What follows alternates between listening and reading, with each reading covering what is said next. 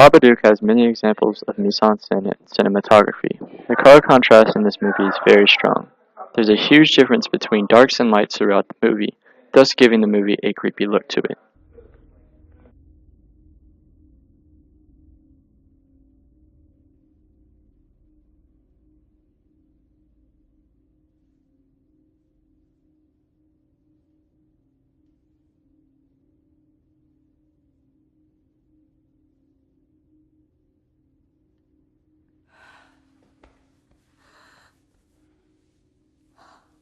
I thought you were dead. I thought you were dead.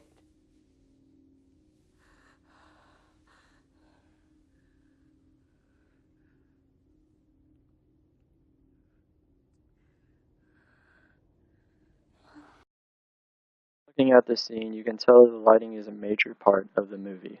The lighting allows the viewer to infer more about the story than what it is telling. The shadows almost consuming her, it seems as if she's in this dark place within herself. The shadows of the wall with the bright lights that peer through the doorway gives an effect that she is going to heaven.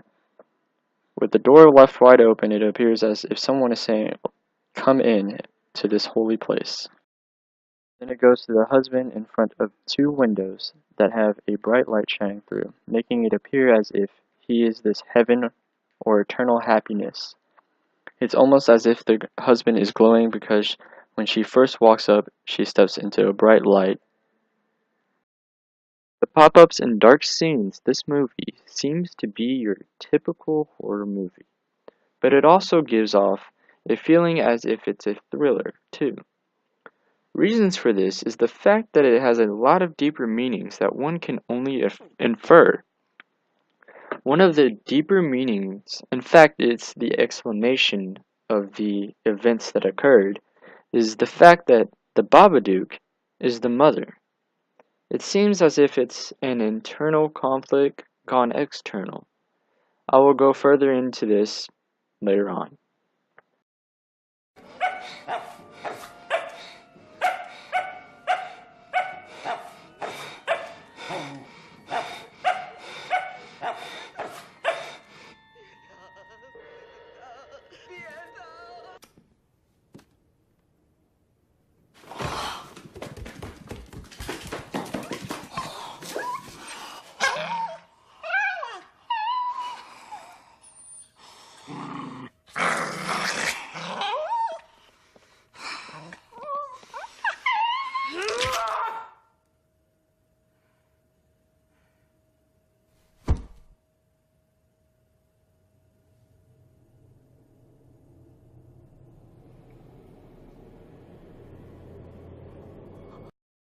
Almost completely proves the fact that she is the Babadook.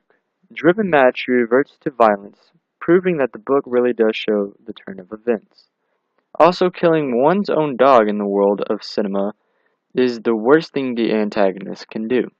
This is because the dog symbolizes loyalty and innocence, which means you can't be trusted nor are innocent. This almost completely proves that she is the Babadook, but also you have to take into effect that she is sleep deprived.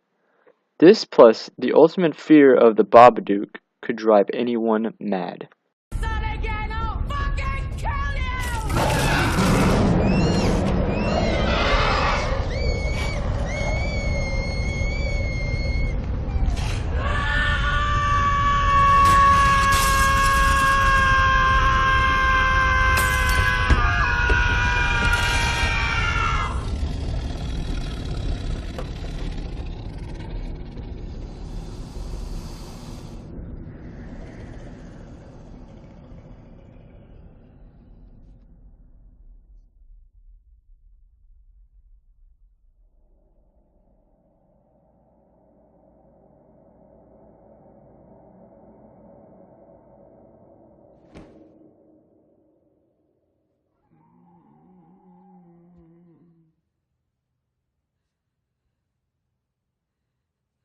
Mommy, don't!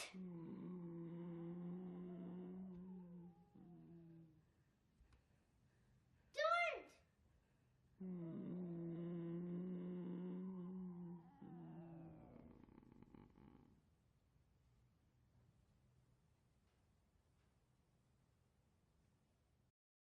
Notice that when she is mad, the Babadook becomes more powerful and angry, such as when she is screaming, the mirror and the chandelier breaks. But as soon as she calms down, the Babadook falls over. When she touches it, it ends up being just a dummy. This symbolizes that her anger is the Babadook. She had all this pent-up anger against her son because he was such a handful. And to make it worse, her husband died the day he was born, making it hard for her to truly love her son. But even though this is all true, most people still end up hating the kid because he's a brat. But is the kid really to blame for all this? Or should the mother take some credit as well, since she raised him that way? Amelia even starts to look like the Babadook, by the way she stands and the way she looks. This is because her grief has completely taken over, which basically makes her a puppet on strings being controlled by the Babadook. She is hit by a wall after embracing her husband or the Babadook in disguise. This makes her feelings take over and completely shelters out her son, for she does not care for him anymore, after letting all these pent-up anger and frustrations about him come out. I'm really hungry, Mum. Why do you have to keep talking? Don't you ever stop? I need to sleep. I'm sorry, Mummy. I was just really hungry. If you're that hungry, why don't you go and eat shit?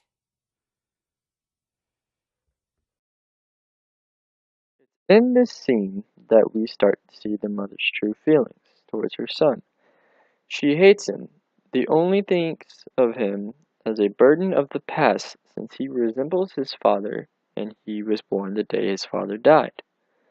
But it's her own fault for letting him always do what he wants and never punishing him. Also, how can you call the son so evil when he tried to save his own mother? He got all his toys that he made and protected her from the Babadook, saving her life, thus making one think, is the son really that evil? Maybe if he was raised better, he would be a better person and wouldn't act like that.